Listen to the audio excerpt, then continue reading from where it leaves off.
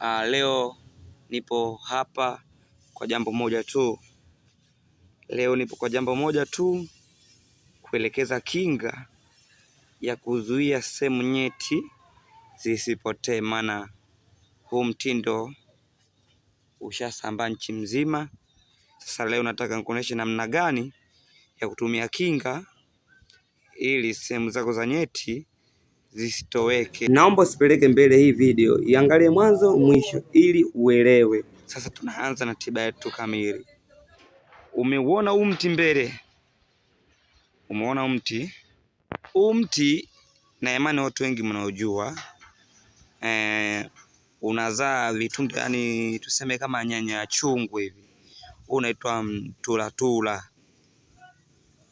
Mti watu wengi mnaojua. Kwa hiyo cha kufanya wewe utafute huu mti popote, unazaa vitunda kama nyanya chungu, chuma vitula vitatu tunaviona hivi hapa. Hivi ndio vinaitwa vitulatula au vindula, vipo kama nyanya chungu hivi. Sasa naenda kwenye maelekezo, kuwa makini. Naenda kwenye maelekezo. Nikitoa video hii sitoe tena video nyingine.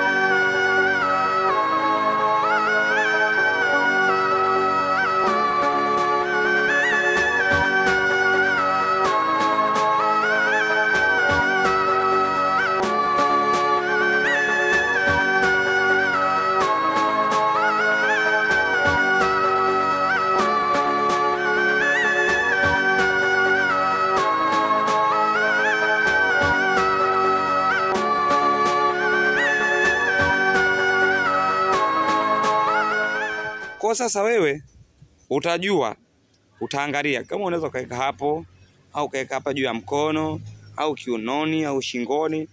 Ila ukishafanya hivi, basi sehemu nyeti zako, sehemu yako nyeti haiwezi ikatoweka.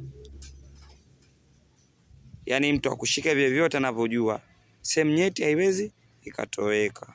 Kwa usisahau kusubscribe channel hii, kushare na kulike, wewe wa kwanza kupata taarifa. Bye.